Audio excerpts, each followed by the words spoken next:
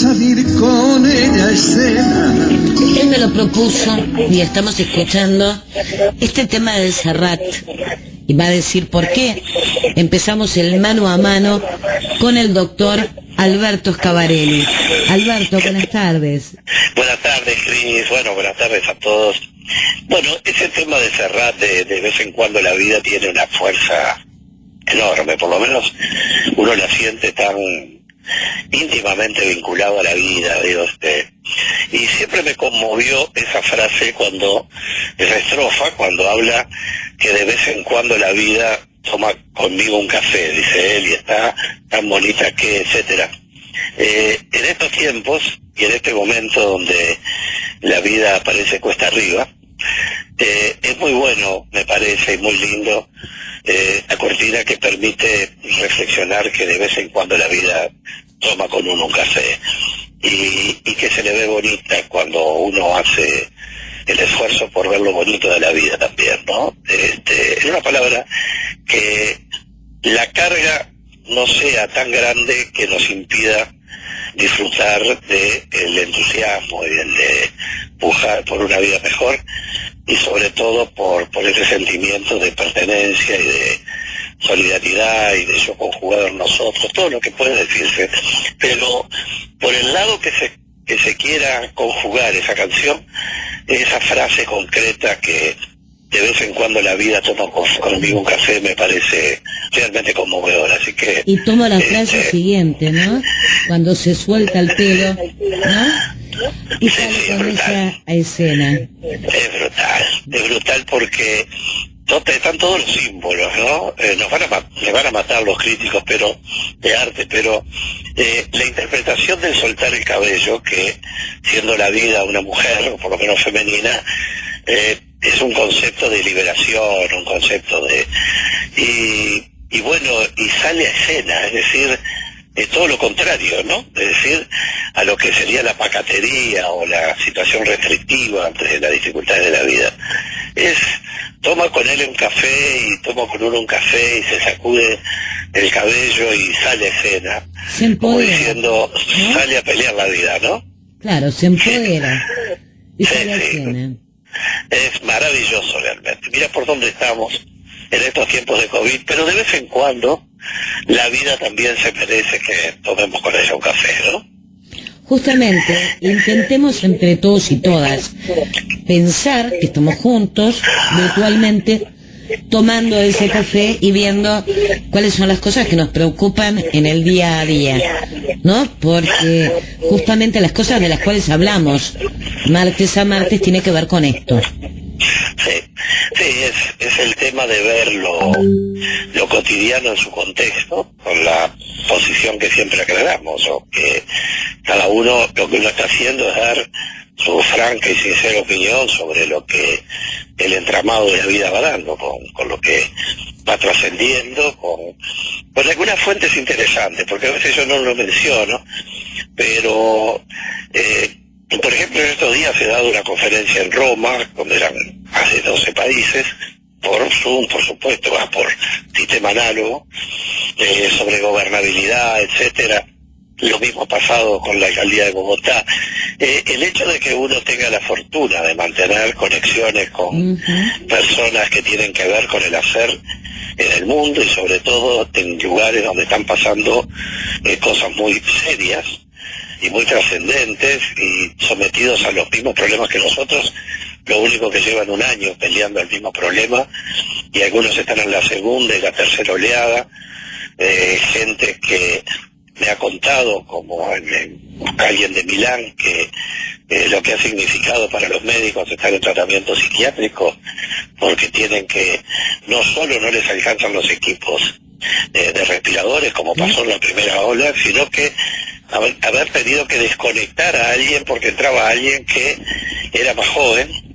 En fin, esas cosas que un médico nunca puede estar expuesto, ni personal de la salud, porque es un poco la explicación de los médicos en zonas de combate, donde encuentran gente con heridos por todas partes y tienen que elegir y marcar con un color a cuál pueden atender y a cuál no, sabiendo que al que no es como al que no conectan. Bueno, esa posibilidad que nos permitió estar enterados de primerísima mano al principio, cuando venían los créditos COVID, que eran de enorme facilidad, de grandes plazos para comenzar a pagar como plazo de gracia, tasas de interés bajísimas, los países como Colombia y Perú en América pidiendo miles de millones de dólares, y nosotros insistíamos que Uruguay no utilizara los otros préstamos que tenía de respaldo para la emisión de deuda, y hablamos hasta con las autoridades, y bueno, y se entendió que no, y por eso yo creo que eso que venimos diciendo, que hay una analogía que me parece muy interesante. Yo recuerdo la discusión cuando Mujica habló de lo político por encima de lo jurídico, un tema que da para mucho, que puede ser interpretado de muchos modos, pero que claro, la reacción inicial parecía querer decir que lo político podía condicionar a la justicia y a lo jurídico, ¿no? Ahora, aquello es, recuerdo, sin duda un tema infinitamente menor, porque no admite, porque también se puede interpretar de que las normas jurídicas las aprueba un parlamento que es netamente jurídico, es político. Por lo tanto, todos los conflictos políticos en el mundo se han resuelto con modificaciones legales, ¿no? Es decir, nuevas constituciones, por supuesto que los vota la población, pero los ciudadanos, pero siempre ha habido un ajuste entre lo jurídico y lo político, pero aquella frase significó una sentencia muy dudosa que generó en todos nosotros una reacción de decir, no, precisa bien lo que está diciendo, o precise bien, presidente, lo que está diciendo. Ahora, estamos en algo mucho más complejo, muchísimo más complejo, y que es que debemos exigir que lo científico esté por encima de lo político. No hay, en mi concepción, yo jamás voté a nadie, ni pedí ser votado, para tomar decisiones sobre las cosas esenciales de la vida de otro. Por ejemplo, ¿vas a tener una vacuna o no la vas a tener? Yo creo que hay derechos que no se pueden abrogar porque son absolutamente inalienables, íntimamente personales. Y una cosa es que llegue una vacuna en la que yo tenga dudas. La vacuna que viene de Marte. Y bueno, no, la verdad es que no estoy muy convencido, pero la vacuna está allí. Y yo tengo la opción, que lástima que no las tengo todas, pero por lo menos tengo la opción de decir me vacuno con esa vacuna o no, después de consultar a mi médico, de consultar ahora. Cuando a mí no me traen ninguna vacuna, yo no tengo opción. La única opción que tengo es apostar que el tapabocas funcione, que no me lo coloque y me lo ponga mal, que no lo toque y luego me toque la cara. Ya no es solo que lo use o no lo use. Y mucho más, como me estaban contando ahora los amigos de Islas Canarias, el drama que están teniendo con el tema de la llegada de las nuevas cepas en España, ¿no? Es decir, entonces, si la misma enfermedad se puede multiplicar en un 50% más de contagio, y donde ya antes era 1,5 metros, porque estamos hablando por boca de los científicos, obviamente, uno está lejos de estas cosas, pero nos decían, tiene que haber 1,5 metros y 2, porque por suerte este virus es gordo, es grande, entonces cuando uno lo expele cae por su propia gravedad. Bueno, resulta que ahora, no sé, si achicó, aprendió a flotar, pero ahora están hablando de 8 metros por el efecto del ozono, o sea que está en el aire, ¿verdad? Entonces, están los que no usan tapaboca, los que no toman medidas de precaución, los irresponsables que han habido siempre y que habrán lamentablemente, y por otro lado están los que se tratan de cuidar, pero no se sabe cómo, y ya tenemos más de un 40%, 38 era hace unos días, que no sabe cómo se contagió.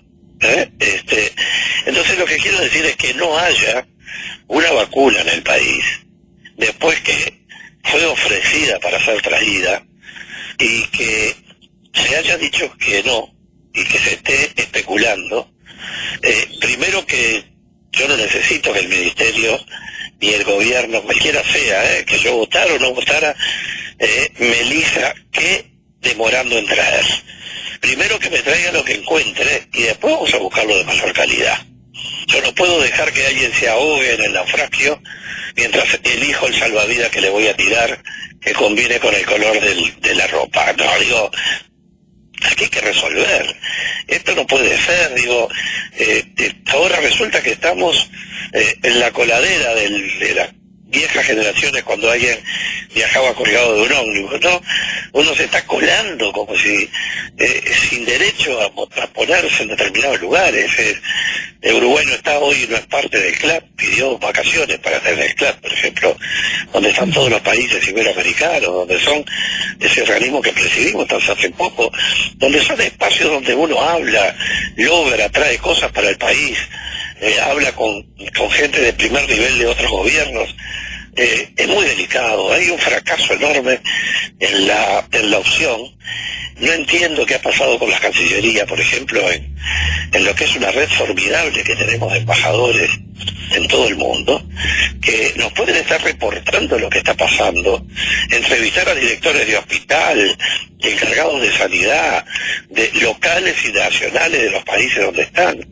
En fin, lo que noto es que el año casi de ventaja que teníamos en que el resto del mundo empezó a pelear y a morir por esto, aquellas imágenes de las fosas comunes en Nueva York, tuvimos casi un año de ventaja y sin embargo, con todo lo que pasó, qué poco que aprendimos. Y los científicos en Uruguay, que han demostrado tener una capacidad excepcional, queda clarísimo que están deslindando sus propias responsabilidades. Ellos, al revés de lo que debiera ser, ellos han presentado las propuestas para que el gobierno opte por esas propuestas. Y la conducción no la tiene precisamente quien debiera ser el superministro del momento, sea quien fuere, me refiero a la función, que es la del Ministerio de Salud Pública, ¿verdad? No hay que olvidarse que en Uruguay el presidente solo no puede disponer órdenes obligatorias en el país. Para firmar un decreto, el presidente necesita firmarlo él, con él o los ministros del área correspondiente. Por ejemplo, un decreto sobre las vacunas o sobre salud pública, el presidente solo no lo puede firmar en Uruguay si no tiene la firma del ministro. Bueno, uno dirá, de salud pública, por ejemplo, uno dirá, bueno, destituye al ministro y pone uno que le siga la corriente. Por ejemplo, teóricamente, en un Consejo de Ministros, y eso lo hablamos ya, el presidente reúne el Consejo de Ministros y quiere que se vote determinada cosa. En teoría, el presidente puede perder la votación, porque los ministros no llevan la mayoría a favor de lo que el presidente propuso. Esto que suena tan fuerte, tiene un correlato en Estados Unidos, con el hecho de que una de las formas de destituir al presidente de los Estados Unidos es que la mayoría del gabinete que él designó, y estando el vicepresidente de acuerdo, lo declaran incapaz. Entonces, para poder seguir gobernando, no estoy hablando de temas clínicos, en una palabra, el presidente es una pieza central en un país presidencialista, porque puede poner y sacar a los ministros cuantas veces quiera, pero mientras el ministro que está, la persona en funciones, esa persona es el correlato necesario e imprescindible de perfeccionamiento de la obligatoriedad y de la coexibilidad de la norma jurídica. Por eso yo creo que hoy debiera girar todo en torno al Ministerio de Salud Pública, que los economistas y el Ministerio de Economía no se le ponga en esa dificilísima situación de ponerla en su peor rango de ineficiencia. Porque si algo nos faltaba, para todo lo que hemos venido diciendo, que nadie se va a fijar en cuánta deuda tienen los países, cómo le viene el déficit fiscal, lo que a mí me decían algún amigo en la OCDE es al revés. Los países que después de todo esto, cuando Dios quiera termine, hayan salido mejor económicamente porque gastaron menos respecto del PBI, tienen menos deuda externa, han puesto menos inversión social, son los países que tienen gobiernos descalificables. Es todo lo contrario a lo que se cree, que hay que mantener una ecuación económica favorable, porque es lo mismo que si hay dos familias enfermas y uno se endeuda para salvar a su familia y el otro dice, no, yo en este periodo gasté la cuarta parte, se me murieron la mitad de los parientes. Digo, es tan evidente esto que hemos venido diciendo hace tiempo, que las palabras de la directora del Fondo Monetario Internacional, yo lo publiqué ayer, cuando me llegó la noticia de prensa que la directora del Fondo Monetario Internacional dice: gasten todo lo que puedan, y cuando hayan gastado todo lo que puedan, gasten más. Porque esta no es una crisis financiera, es una crisis de consumo, es una crisis de mantener a la gente sin que se nos caiga en la pobreza, es una crisis para evitar que la gente caiga en la informalidad, de la cual recuperarlo después nos lleva decenas de años. Es una crisis que necesita mantener la vida en funcionamiento, y hay que poner todo el dinero disponible y todo el dinero que se puede conseguir en el exterior. Pero claro, cuando uno pone a la economía y a los economistas y al Ministerio de Economía, es evidente que ningún Ministerio de Economía tiene la capacidad ni la formación, más allá de la sensibilidad, no, para poder manejarse en estas cosas. Y hay que tener, yo siempre pongo el ejemplo de un transatlántico llegando a un puerto. Un transatlántico de miles de millones de dólares, cuando va a llegar al puerto, su capitán, que es el super genio de la nave, viene en un remolcadorcito un individuo que se baja, que sube al puesto de mando, el capitán del barco se sienta en un costado y lo mira como esa persona que es el práctico de ese puerto le atraca el buque de los cientos de millones de dólares de valor. ¿Por qué? Porque cada puerto de la vida tiene un práctico que lo puede manejar. Por eso existen los rangos de ineficiencia. Lo peor que puede pasarle a una persona es ingresar a una función donde quede a la vista el rango de ineficiencia. ¿Por qué? Primero porque va a hacer sufrir a los demás, pero además porque va a sufrir enormemente él mismo, y sobre todo en trabajos que son absolutamente temporales, y eso como inquilinos, y eso que en Uruguay se ha mantenido felizmente con una paz social increíble en el medio de todo esto. Se han bajado salarios, en fin, ha sido todo un minué desde el punto de vista social, felizmente, pero esto no va a aguantar mucho tiempo tampoco. Recuerden que las crisis de gobernabilidad, estábamos dedicándonos a eso en el mundo, y digo en el mundo porque hasta en Palestina hablamos de esto, por Naciones Unidas, hace 9 meses atrás, 10 meses atrás. Por eso digo, Cris, que esto de que no tengamos las vacunas es una prueba absoluta de una falla del sistema. No quiero adjetivar, pero es casi inocente, porque yo me hago este razonamiento que nadie me dijo que estuviera bien o mal. Pero yo creo que cuando Uruguay, como lo hicimos contigo ya varias veces, entra en el sistema de COVAX de la Organización Mundial de la Salud y compra 600.000 dosis junto con los demás países, debe haber pensado con naturalidad, yo lo hubiera pensado igual. Bueno, estamos cumplidos, en aquel tiempo veníamos bárbaros. Ahora, cuando empiezan a venir la segunda y tercera ola en el mundo, y sale todo el mundo desesperado a comprar, nosotros no dormimos, el país se quedó. Y todavía el error de ese correo electrónico al que le dijeron que no, aunque no sé cómo íbamos a operar con esa vacuna, pero no importa.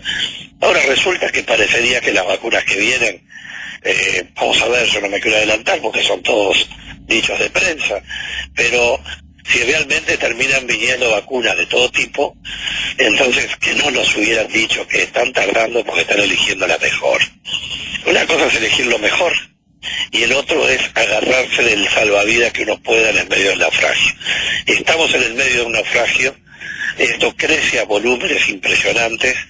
Por primera vez he visto tener miedo a seres muy queridos, porque tienen miedo y despertarse o llamar por teléfono en la noche en verdaderos estados de angustia. Estamos realmente en una situación que yo no recuerdo haber vivido antes, y me parece que los mensajes no son lo suficientemente precisos. Sí quiero valorar esa visita o ese encuentro entre el presidente Lacalle Pou y Carámbula. Él es director de ACE, que es mucho más que el director de ACE, es una personalidad en el país, es un demócrata, carta cabal, y un individuo que es con espíritu constructivo. Trabajamos muchísimo y felizmente juntos estos 5 años, cuando él estaba en ACE y yo en servicio civil. Se organizaron los concursos para llamar por primera vez en la historia los profesionales para dirigir los hospitales.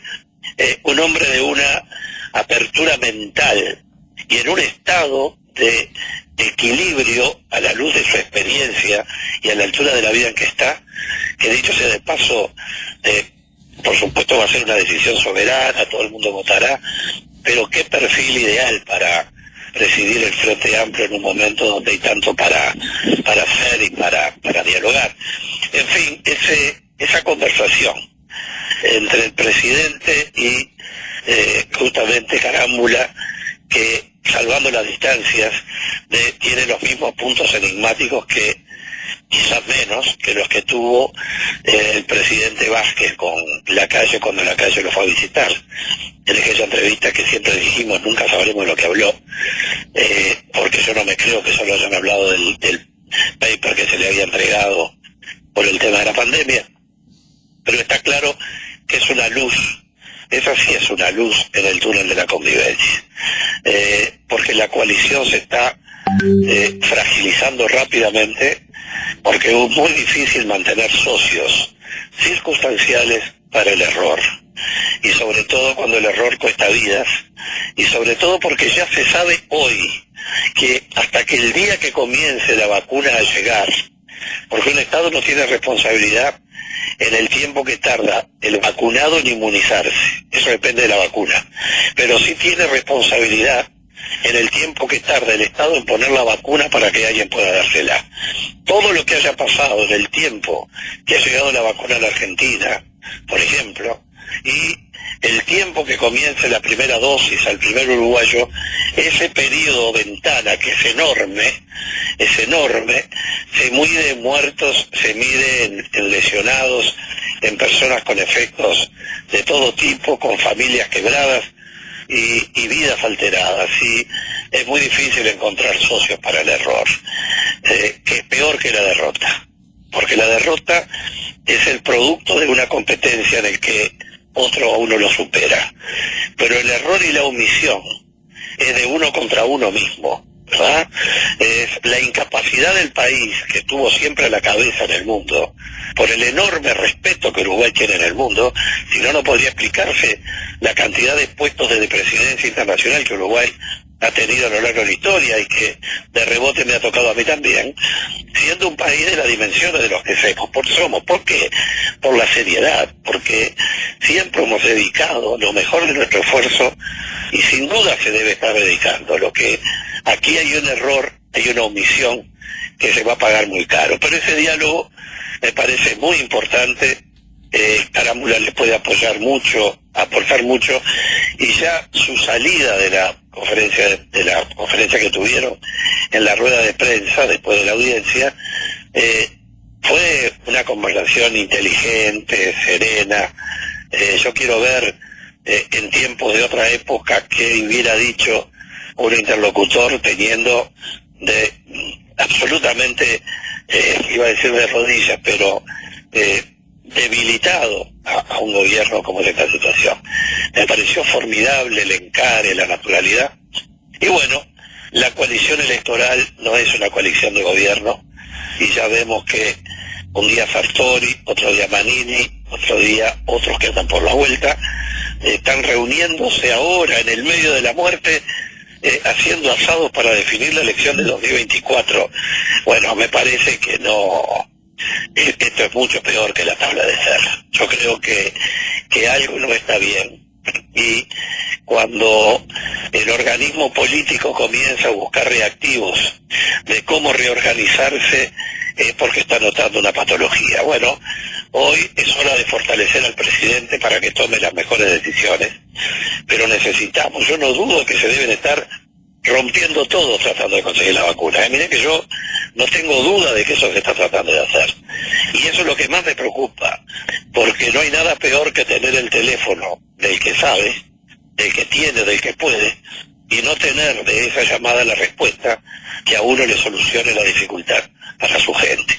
Yo hoy quiero quebrar una lanza porque quiero que el presidente se reubique en esta situación, se fortalezca, sepa que tiene en la oposición gente de la estatura moral y política de Carámbula, junto con otros, pero teniendo como interlocutor ya es una personalidad, y que comience a buscar el diálogo que sea una puerta de salida, porque si no, esto es una puerta giratoria que nos mantiene en el mismo punto, ¿no? Bueno, vaya que todas estas cosas tienen que estar en la consideración, ¿no? De cada uno y pensarlo, y además, bueno, el agradecimiento a Marcos, ¿no? Por esa actitud tan responsable que tuvo. Últimos minutos, Alberto, nos van quedando. Bueno, yo creo que en definitiva lo que tenemos que ahora pensar es en lo que yo llamo el enorme riesgo de distintos aspectos, ¿verdad? Es decir, recuerdan con Ortega y Gasset que los riesgos son las cosas que, la fuerza de las palabras, yo siempre lo uso, uno dice yo corro el riesgo, es decir, que hay una actitud voluntaria de definición, mientras que cuando se está en peligro es un estado en el que uno está, que como yo siempre digo, si uno pega un avión a 10.000 metros de altura y a 1.000 kilómetros por hora, lo único que puede hacer es atarse el cinturón, no tiene, ahí está en peligro, es un estado del que uno difícilmente pueda salir. Y yo creo que aquí hay algunas cosas que, solo para reseñar como títulos, por un lado la vida, por el otro lado el tema de los seguros de vida para los operadores de salud que hemos propuesto, tener en cuenta que por algo el Sindicato Médico y la Federación Médica del Interior están poniendo la voz de alerta del agotamiento, tener en cuenta que un 30% de ausentismo en AFE es tremendo, que hay que tener en cuenta que es imposible que no haya habido, por lo menos no les hubieran rebajado los salarios públicos a los trabajadores de la salud, y no haber tenido un reconocimiento de salario, que no hayan partidas especiales de fondo COVID para los mutualistas, esta maravilla de entidades que tiene el Uruguay sin fines de lucro, para que tengan capacidad de poder pagarle mejor a los trabajadores que se la juegan la salud, la preocupación por la cantidad de operaciones quirúrgicas que están dejando de hacerse,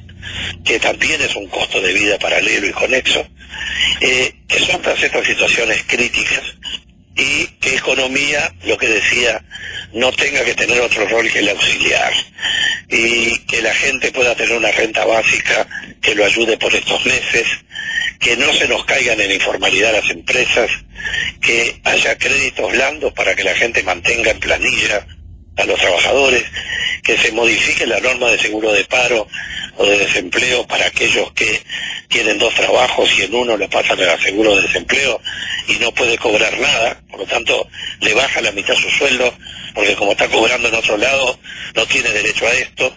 Todas son normas que hay que salvar porque van a empezar a quebrar empresas, a quedar gente en la informalidad.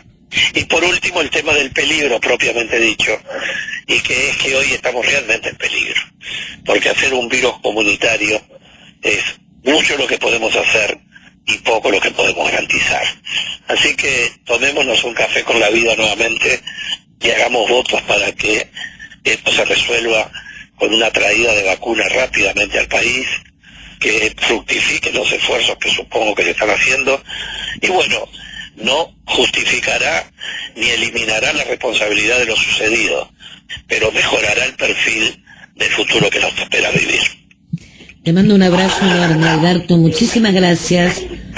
Hasta la semana que viene y sigamos tomando un café con la vida. Bueno, que pase pronto los días, ¿sí? Chau, chau. Sí, señor. Un gusto. Y con de vez en cuando, la vida que eligió el doctor Alberto Schiavarelli